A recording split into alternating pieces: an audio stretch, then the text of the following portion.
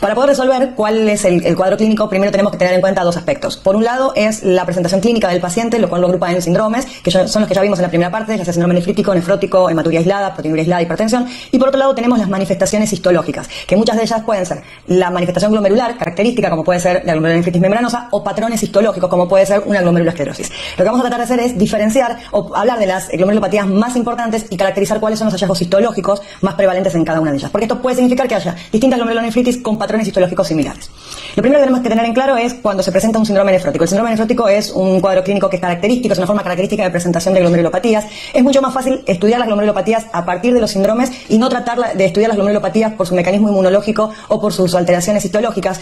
¿Por qué? Primero porque la forma de presentación y la consulta del paciente va a ser por un cuadro clínico. Entonces, para aplicarlo después en la clínica diaria es mucho más fácil. Y segundo, porque hay ciertas glomerulopatías que tienen un patrón de presentación característico. Es decir, es muy raro que una glomerulonefritis membranosa se presente como un síndrome nefrítico. Entonces, estudiando a partir de los síndromes es más fácil memorizar y agrupar por manifestaciones clínicas las distintas glomerulopatías. El síndrome nefrítico puntualmente se debe a un aumento de la permeabilidad de la membrana basal glomerular y la pérdida excesiva de proteínas. Y todas las manifestaciones clínicas que tiene el síndrome nefrótico tiene como punto de partida y punto de base esta característica. Por lo tanto, lo característico y lo que tenemos que ir a buscar es la proteinuria. Si nosotros analizamos histológicamente, como lo que estamos viendo en la imagen, la pared capilar del glomérulo, tenemos que tener en cuenta que tiene tres grandes componentes, que son la célula endotelial glomerular, que forma parte del ovillo glomerular, la membrana basal glomerular y los podocitos que habíamos visto en la parte introductoria, que son ese grupo de células que forman parte de la cápsula de Bowman, y sería el grupo de células que hablamos de la pared visceral. Recuerden que tenemos células epiteliales, ya sea del lado en contacto con la membrana basal glomerular, que es lo que llamamos células viscerales, y lo que está directamente en contacto con la cápsula de Bowman, que son las células del grupo de células parietales. Cuando nosotros tenemos alguna disrupción dentro de cualquiera de esos tres elementos, es que vamos a tener la posibilidad de aumento de la permeabilidad capilar a las proteínas y como consecuencia síndrome nefrótico. También tenemos alteraciones de estas mismas paredes cuando tenemos un síndrome nefrítico, pero acá en este caso la alteración es diferente y lo que se pierden suelen ser más células. Lo que está marcando las flechas finitas, las negras en esta imagen, es el espacio que tenemos entre las distintas células viscerales, o sea, los podocitos. Esto es muy importante, esto se ve solamente en microscopía electrónica y es muy importante tenerlo en cuenta porque a veces las alteraciones suelen ser muy sutiles y solamente poder verse dentro con técnicas de microscopía electrónica. Por definición, el síndrome nefrótico, o la definición clásica, es proteinuria mayor a 3 a 3.5 gramos en 24 horas. Esto es muy importante tener en cuenta que no es para todos los pacientes el mismo valor de proteinuria y hoy por hoy se trata de utilizar más el síndrome clínico completo. ¿Y esto por qué? Porque en realidad la proteinuria hay que ajustarla a la superficie corporal. Entonces las definiciones clásicas de algunos libros es 3.5 gramos por 1.73 metro cuadrado día. La hipoproteinemia es algo característico, sobre todo la hipoaluminemia definida como menos de 3.5 gramos por ciento, y lo que es muy característico es la presencia de edemas acompañado de hiperlipidemia e hipercolesterolemia. ¿Cuáles son los métodos diagnósticos al momento de hacer el diagnóstico de un síndrome nefrótico? La gran mayoría de los pacientes van a venir a consultar espontáneamente por la aparición súbita de edemas, eso es lo característico. Ahora, puede haber pacientes que tengan un grado de proteinuria elevado y sin embargo no manifestarlo clínicamente. Entonces la forma útil de detectarlo es con el dipstick o la tira reactiva de una orina completa. Hay que tener en cuenta que el dipstick es un método semi-cuantitativo, lo que detecta es albúmina, no detecta otro tipo de proteínas, por lo tanto, si nosotros queremos buscar cadenas livianas con una tira reactiva, es muy probable que nos venga negativo o normal y no signifique que no haya cadenas livianas en orina. Y la característica, la condición que tiene que tener es que la concentración de albúmina tiene que ser importante en esa muestra de orina para que sea detectada. Generalmente en una muestra al azar son 300 a 500 miligramos por día mínimo necesario para que aparezca, pero si la orina está muy concentrada o es la primera muestra de la mañana, es posible que valores menores también sean detectados. Por supuesto, al ser un método semi-cuantitativo tiene falsos positivos que hay que tenerlos en cuenta. Y la concentración urinaria es lo que yo les decía, sobre todo cuando tenemos orinas muy diluidas. Una orina muy diluida puede hacer que ese valor de proteinuria esté en menos concentración, la tira reactiva no lo detecte y sin embargo no significa que el paciente no tiene proteinuria. Lo ideal, el gold standard y lo que se hace siempre para diagnosticar síndrome nefrótico es la orina de 24 horas, sigue siendo el método de elección y lo que tiene como característico, como utilidad es que más allá de poder determinar en forma completa el volumen total de proteinuria de 24 horas es que nos permite hacer otro tipo de mediciones, como por ejemplo un proteinograma electroforético para poder determinar si esa proteinuria es selectiva o no es selectiva. Otros índices que podemos utilizar, pero que puntualmente cuando la sospecha clínica del síndrome nefrótico no están 100% recomendados, es el índice proteinuria-creatininuria. Esto consiste en tener una muestra a la mañana, la primera orina de la mañana, y se miden proteínas al azar y el valor de creatinina y se saca una división entre los dos productos, el índice se informa en miligramos-gramos. Esto no suele utilizarse para el diagnóstico, para el diagnóstico sigue siendo el gold estándar la orina de 24 horas, pero en pacientes que están estables puede utilizarse como método de seguimiento. Ahora bien, una vez que hicimos el diagnóstico, ya sea por la orina de 24 horas o porque el paciente tiene parte de los datos clínicos característicos, los edemas y la hiperlipidemia, el paso siguiente es determinar la etiología. Siempre un síndrome nefrótico en el adulto se biopsia. Es fundamental poder hacer el diagnóstico histológico porque eso nos permite ajustar el tratamiento, muchas veces tiene que ser inmunosupresor y además porque permite establecer pronóstico. Las únicas excepciones en las cuales uno puede obviar la biopsia renal en síndrome nefrótico es en el caso de los chicos menores de 15 años con un síndrome nefrótico de inicio súbito, en donde la causa principal es la enfermedad de cambios mínimos, entonces es la única indicación de tratamiento empírico, o en el caso de un síndrome nefrótico que se instala en forma gradual y progresiva en un paciente diabético de muchos años de evolución y que va pasando paulatinamente por los distintos estadios de enfermedad o de la nefropatía diabética. En esos casos puede obviarse, y sobre todo si el fondo de ojo de ese paciente acompaña con retinopatía diabética, porque uno asume que la principal causa de ese síndrome nefrótico es la enfermedad diabética. Ahora bien, en un paciente diabético con buen control metabólico que estaba en un estadio 1 o 2 de enfermedad de nefropatía diabética y de golpe súbitamente instaura o evoluciona con un síndrome nefrótico, ese paciente tiene que biopsiarse porque no es la evolución que esperamos de la enfermedad diabetes. Dentro de las etiologías, para las glomerulopatías tenemos, dependiendo de los grupos etarios, estas patologías que ven en pantalla porque son las más frecuentes. La enfermedad de cambios mínimos, la glomerulopatía membranosa, la glomerulosclerosis focal y segmentaria, y después, como mucho menos probable, pero también pueden dar síndrome nefrótico, las glomerulonefritis membranoproliferativas y las mesangioproliferativas asociadas a IgA. Dentro de las secundarias, las que están asociadas a otras enfermedades, por lejos la más frecuente es la diabética, tal vez no en sí por el tipo de afectación que tiene, sino porque la enfermedad o la diabetes es una enfermedad muy prevalente. Y después, como segunda opción, siempre considerar el lupus eritematoso sistémico. El lupus, dentro de sus manifestaciones renales, tiene 6 tipos de glomerulonefritis asociadas o de enfermedades renales asociadas al lupus. La quinta es el síndrome nefrótico asociado al lupus y característicamente suele estar asociado a glomerulonefritis membranosa, pero secundaria a un lupus. Como otras, la amiloidosis, que hay que considerarla siempre en un paciente que tenga diagnóstico de mieloma o de algún tipo de discrasia de células, las paraneoplásicas, las vasculitis, las drogas, los AINES, y después infecciones, esto siempre hay que ir a buscarlo, hepatitis B, C, HIV, y otras como las heredofamiliares o las enfermedades por reflujo. Dentro de la asociación glomerulonefritis y neoplasias hay que tener presente que lo más característico es encontrar una glomerulonefritis membranosa asociada a una neoplasia. Por lo tanto, si uno interroga al paciente, el paciente se presenta con un síndrome nefrótico, le hacemos la biopsia y el resultado de esa biopsia es glomerulonefritis membranosa, si el paciente es mayor de 55 años, es prioritario ir a descartar la presencia de una neoplasia. Las neoplasias más frecuentemente asociadas son las de mama, pulmón y colon, y hay que tener presente que muchas veces la glomerulonefritis se adelanta de 2 a 5 años antes de la manifestación clínica de la neoplasia. Por lo tanto, un paciente de más de 55 años con diagnóstico de una glomerulonefritis membranosa debe monitorearse en los siguientes 5 años de estas 3 neoplasias porque puede ser que la manifestación clínica aparezca más adelante. Otras, pero son mucho menos prevalentes, son la glomerulonefritis membranoproliferativa asociada a neoplasias, que generalmente son asociadas a neoplasia tubo digestivo y linfoma no Hodgkin, y la de cambios mínimos, pero en el adulto. En un cambios mínimos, en un chico, es muy baja la asociación con neoplasias, pero una enfermedad de cambios mínimos en un adulto sí o sí obliga a la posibilidad de ir a considerar una neoplasia. Dentro de las causas de los síndromes nefróticos, vuelvo a repetir, hay que tener en claro el grupo etario. No es lo mismo los pacientes pediátricos que los pacientes adultos. Si uno tiene que elegir qué glomerulopatías tiene que estudiar para aprender síndrome nefrótico, con las que tienen en pantalla resuelven el 90% de las glomerulonefritis asociadas a este síndrome. Enfermedad de cambios mínimos es característica en pediatría, suelen debutar con un síndrome nefrótico en forma abrupta y no es obligatorio biopsiarla. De hecho, es la única glomerulonefritis en pediatría que no es necesario biopsiar para iniciar el tratamiento. Después, la glomerulosclerosis focal y segmentaria y la membranosa son las dos más prevalentes dentro de los síndromes nefróticos de los adultos. Sí o sí tienen indicación de biopsia, es decir, en un síndrome nefrótico del adulto necesito hacer la biopsia para poder discernir cuál de las dos es la glomerulonefritis que está subyacente. La membranosa es la que tiene mucha más posibilidad de respuesta al tratamiento, más que la focal y segmentaria, vamos a ver más adelante por qué. Y después, como mucho menos prevalente, pero es muy importante si el paciente tiene antecedentes de hepatitis B, hepatitis C o VIH, que es la membranoproliferativa. Sacando este grupo de glomerulonefritis primarias, la nefropatía diabética es el primer diagnóstico diferencial ante los pacientes que tienen esta enfermedad. Vamos a hablar un poquito de enfermedad de cambios mínimos, un poquito repasando lo que ya hablamos. Es la primera causa de síndrome nefrótico en los niños menores de 15 años. Es la única glomerulopatía que cuando se sospecha, primero se trata y solamente se biopsia cuando hay resistencia al tratamiento o recurrencia del tratamiento. Y para poder llamarse enfermedad de cambios mínimos, es fundamental que a la microscopía óptica no se vea ningún tipo de lesión. De hecho, por eso es el nombre. Enfermedad de cambios mínimos, antes se llamaba también nefrosis lipoidea, por algunas alteraciones que se podían ver, pero es fundamental que no se vean lesiones en la microscopía óptica y el diagnóstico sí o sí tiene que hacerse por microscopía electrónica. Y lo que vamos a ver es fusión de los pies de los podócitos. Si repasamos un poquito la estructura glomerular, en esta primera diapositiva lo que estamos viendo es justamente una enfermedad de cambios mínimos con HI o lo que podría ser un glomérulo normal también. El glomérulo normal y el glomérulo que tiene enfermedad de cambios mínimos es indistinguible a la microscopía óptica. Ahora, cuando vemos la microscopía electrónica, que son las imágenes que tienen en el medio, fíjense, la imagen que tienen arriba, lo que estamos viendo es un podocito. Recuerda, el podocito es aquella célula epitelial de la hoja visceral. que los que está marcado con la letra CB. Fíjense los pies de los podocitos, que son como esas ramificaciones, y compárenlo con la imagen que tienen inmediatamente por debajo, en donde esas ramificaciones se pierden. Esa fusión de los pies de los podocitos es el daño característico que vamos a encontrar en la enfermedad de cambios mínimos. Si lo comparamos con la gráfica que tenemos a la izquierda, fíjense que arriba, en la primera, donde marca un esquema del glomérulo, las células que están pintadas de celeste por debajo de la letra E, esa es más característica y con lo que claramente definimos un podocito. Fíjense que tiene terminaciones hacia el final que parecen pies. Si lo comparamos con la imagen que está directamente por debajo, fíjense que esos pies se pierden, ¿sí? Y esa pérdida, esa fusión, esa falta de diferenciación de los pies de los podocitos es lo que genera la proteinuria. La glomerulonefritis membranosa es la primera causa de síndrome nefrótico en el adulto. Todo esto si consideramos por exclusión a la nefropatía diabética. Volvemos a repetir, la nefropatía diabética es la primera causa en todos aquellos pacientes que sean diabéticos y por la prevalencia de la enfermedad. Pero si consideramos solamente las glomerulopatías primarias, la membranosa es la más frecuente.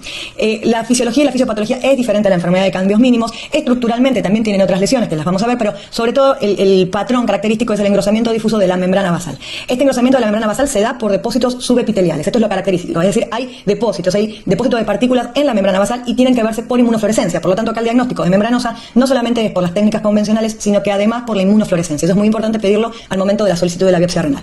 Y la glomerulopatía membranosa, como ya dijimos, puede ser primaria o puede ser secundaria. Y dentro de la secundaria, en el adulto, lo primero que hay que pensar es que no sea secundaria un tumor si el paciente tiene más de 55 años. Si el paciente es menor a 55 años, otras causas que hay que ir a descartar son las hepatitis crónicas, la B y la C, y sobre todo el lupus en una mujer joven. Hacemos un poquito más de hincapié con la glomerulopatía membranosa porque es la más prevalente. Siempre vuelvo a insistir en esto, es importante ir a buscar la causa de la glomerulopatía membranosa. Cuando uno hace el diagnóstico de membranosa, no termina ahí el estudio del paciente, sino que ese es el punto inicial para estudiar otras potenciales enfermedades que pueden ser incluso más graves que la membranosa. Dentro de las enfermedades sistémicas, repasamos otra vez, lupus, artritis reumatoidea. La artritis reumatoidea, hoy por hoy, no tanto por la enfermedad en sí, sino por las drogas que pudo haber utilizado el paciente para el tratamiento de la artritis reumatoidea. Lo clásico descrito son las sales de oro. La enfermedad mixta del tejido conectivo, la esclerosis sistémica y la dermatomiositis, pero dentro de las enfermedades asociadas al colágeno, lupus es la primera, recuerden, es la quinta glomerulopatía asociada dentro de la clasificación de las glomerulopatías lúpicas. Las enfermedades infecciosas, hepatitis B, C, sífilis, son las más prevalentes, y dentro de las enfermedades tumorales, que siempre hay que considerarlas, los carcinomas de pulmón, esófago, mama o los linfomas. Y dentro de las drogas, lo que ya les decía recién, las sales de oro y la penicilamina utilizadas para el tratamiento de la artritis reumatoidea, pero sobre todo, fíjense, el diclofenac, los AINES o el captopril también son drogas clásicamente descritas. Dentro de la forma de presentación y las características clínicas de la glomerulopatía membranosa tenemos el síndrome nefrótico, que es lo más común, pero puede cursar con proteinuria asintomática. Por eso les decía que si bien lo característico es que el paciente venga con un síndrome nefrótico completo y consulte por edemas, puede ser que la proteinuria la encontremos en una tira reactiva positiva en un análisis de control de salud de rutina habitual. Por lo tanto, no hay que esperar a tener 3.5 gramos en 24 horas para decidir realizar una biopsia renal, sino que en estos casos los pacientes pueden tener una proteinuria que no sea en rango nefrótico y sin embargo ser la primera etapa, los estadios iniciales de una glomerulopatía membranosa. Otras cosas que pueden tener asociadas es insuficiencia renal, dependiendo del estadio. La hipertensión es muy frecuente y hay que tener en cuenta que la hipertensión también es una enfermedad prevalente independientemente de la glomerulopatía membranosa. Entonces no es infrecuente encontrar un paciente que ya era hipertenso y que por otro motivo agrega una glomerulopatía membranosa, por lo tanto la hipertensión va a ser una manifestación característica. La microhematuria es algo que a veces genera confusión y hay que tener en cuenta esto. El hecho de que uno tenga un síndrome nefrótico no excluye la posibilidad de la microhematuria. Una vez se asocia la microhematuria con el síndrome nefrítico y como si fueran dos entidades completamente independientes. A veces hay pacientes que tienen una mezcla o una manifestación de ambos síndromes y que intercalan entre un síndrome y otro. Y tengan en cuenta que si consideramos con lo que dijimos recién que el paciente puede ser un paciente hipertenso y que después agrega una glomerulopatía membranosa, a esa hipertensión con la proteinuria y la microhematuria nos puede hacer llevar a pensar erróneamente que el paciente es un síndrome nefrítico. Es muy importante el interrogatorio, el examen físico del paciente y la historia de ese paciente para poder categorizarlo de una forma u otra. Y después es excepcional, pero algunos pacientes debutan con manifestaciones de trombosis venosa profunda. En la membranosa hay una asociación muy clara entre la trombosis venosa de la vena renal y la glomerulopatía.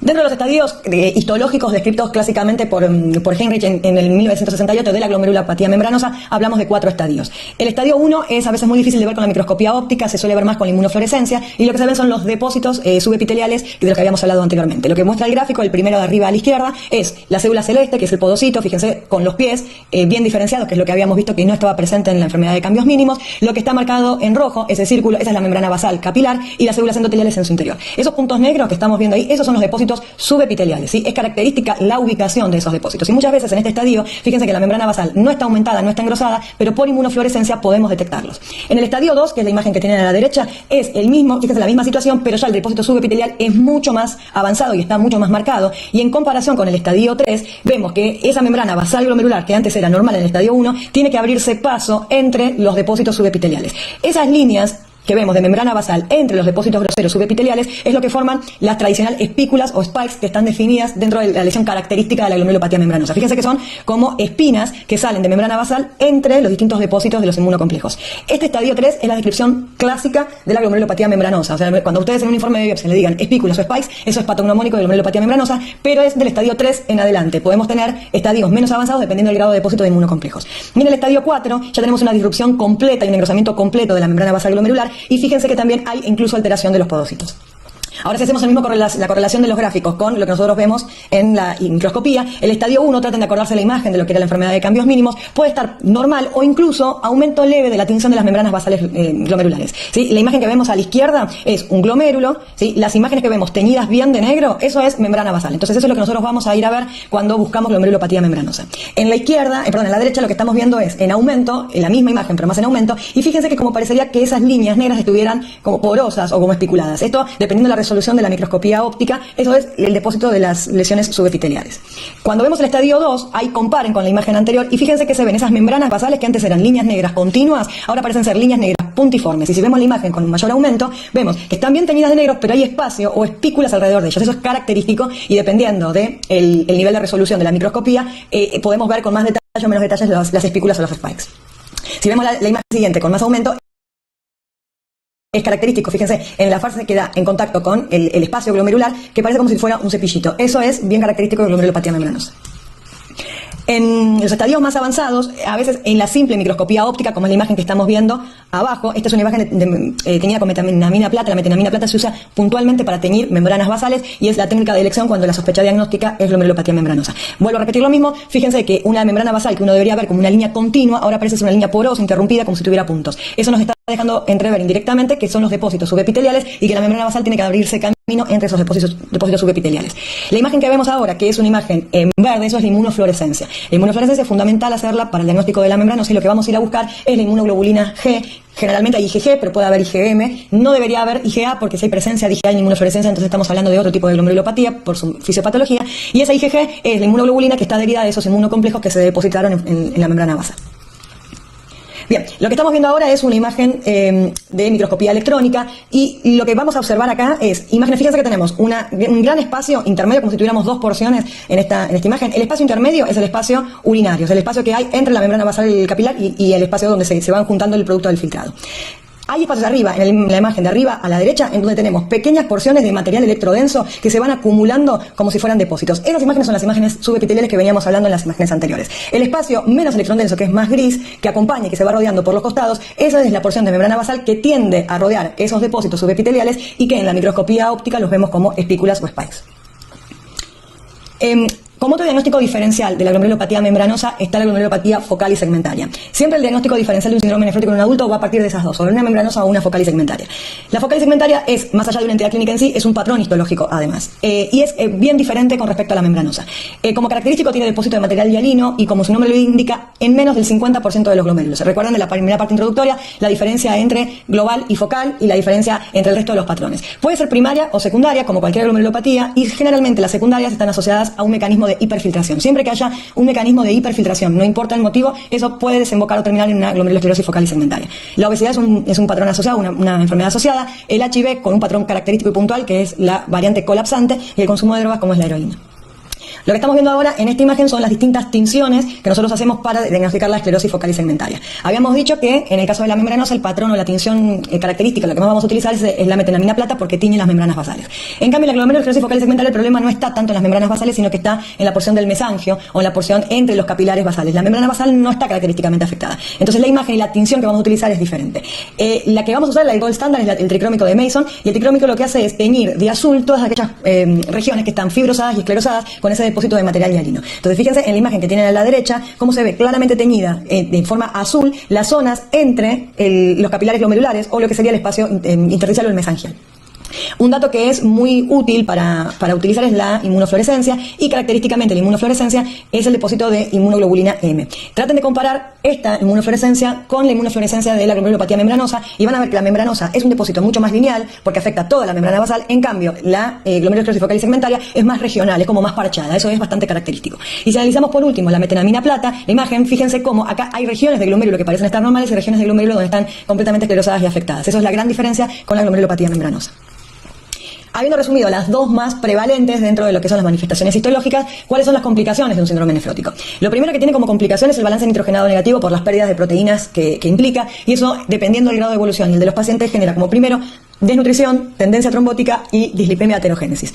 Tengamos en cuenta que la primera causa de mortalidad en cualquier enfermedad renal sigue siendo la enfermedad cardiovascular. Si encima, por el síndrome nefrótico per se, tenemos más tendencia a la dislipemia y la aterogénesis, el riesgo en estos pacientes es mucho más elevado.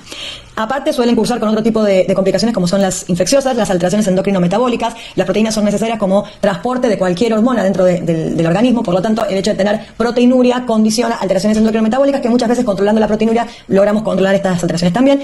Y la insuficiencia renal aguda es una entidad que también puede estar presente, sobre todo estos pacientes que al tener proteinuria tienen un balance negativo hidrosalino también a veces importante y una desregulación entre lo que es el eje renina-angiotensina-aldosterona, y hace que tengan más predisposición a tener insuficiencia renal aguda. Y finalmente, pero sobre todo relacionado con las complicaciones y la evolución, la enfermedad renal crónica, y muchos de estos pacientes llegan a requerir hemodiálisis. Dentro del tratamiento del síndrome nefrótico hay dos grandes etapas del tratamiento. La primera etapa está relacionada con el diagnóstico de la glomerulopatía. Es fundamental en el adulto hacer diagnóstico de la glomerulopatía independientemente del tratamiento de base, porque cada una de estas glomerulopatías tiene un tratamiento puntual. La glomerulopatía membranosa suele responder muy bien a los inmunodepresores. Clásicamente se utiliza corticoides y ciclofosfamida, pero incluso en los casos más resistentes pueden utilizarse otro tipo de inmunodepresores, incluso utilizando el rituximab. En el caso de la glomerulosclerosis focal y segmentaria, el grado de esclerosis que tengan estos pacientes es lo que va a determinar el tratamiento final. Cuando el anillo glomerular está completamente esclerosado y el porcentaje de esclerosis es muy alto, riesgo-beneficio, a veces conviene no realizar el tratamiento por la inmunodepresión que implica y la poca posibilidad de respuesta. Es decir, en la focal y segmentaria la biopsia es fundamental para el diagnóstico, pero también para el pronóstico y decidir si es necesario iniciar un tratamiento. La respuesta a los corticoides es mucho menos posible comparando con la membranosa. Y por supuesto, hay que tener en cuenta que si la glomerulopatía es secundaria, es fundamental tratar la causa primaria que generó la glomerulopatía. Por ejemplo, en el caso de la glomerulopatía lúpica, muchas veces el tratamiento está orientado al lupus, el tratamiento generalmente el mismo, pero los objetivos de tratamiento son otros, no solo la reversión del nefrótico, sino controlar la enfermedad lúpica. Y en el caso de que esté asociado a neoplasias, generalmente hasta que la neoplasia no está controlada, la glomerulopatía no suele revertir, y en esos casos es discutible la indicación de inmunodepresores. Habiendo resuelto la causa primaria y de la glomerulopatía, después viene el tratamiento de sostén de cualquier síndrome nefrótico independientemente de su causa. Y ahí los objetivos son dos. Por un lado, tratar de controlar la proteinuria y tratar de disminuir el grado de la proteinuria a menos de un gramo. Menos de un gramo en cualquier glomerulopatía es de mejor pronóstico porque implica menor daño tubular por la filtración continua de proteínas. ¿Cómo logramos disminuir esa proteinuria? Lo que más se utiliza son bloqueantes del eje de la renina-angiotensina y aldosterona. Generalmente se comienza con IECA, enalapril, y después, en base a la evolución, pueden asociarse losartán y espironolactona. Generalmente uno utiliza cualquiera de ellos, IECA o ARA2, como inicio, y en algunas situaciones está descrito que la asociación entre ambas, sobre todo en nefropatía diabética, pero se puede probar en las otras, de entre IECA, ARA2 o incluso un triple bloqueo con espironolactona, pueden ser útiles. Aparte del objetivo, controlar proteinuria, viene el manejo de todas las complicaciones asociadas al síndrome nefrótico, para lo cual es fundamental la restricción hidrosalina para evitar la generación del edema, utilizar diuréticos de asa si llega a ser necesario, controlar muy bien el balance negativo para evitar que el balance negativo sea demasiado brusco. Las tiacidas son de segunda elección como diuréticos, generalmente se asocian con diuréticos de asa, no se usan solas para lograr un mejor bloqueo tubular y no pueden utilizarse si el filtrado glomerular es menor a 30. Los hipolipemiantes son indicación desde el inicio del diagnóstico del síndrome nefrótico mientras permanezca la enfermedad o se mantengan los valores de colesterol elevados, y la anticoagulación solamente en el caso de que haya evidencia de un evento trombótico. No se realiza anticoagulación de inicio sin evento nefrótico, aunque en el caso de que el paciente tenga que pasar por una circunstancia clínica en la cual requiera reposo prolongado o más riesgo de trombosis venosa profunda, la antiagregación con heparina de bajo peso es una indicación.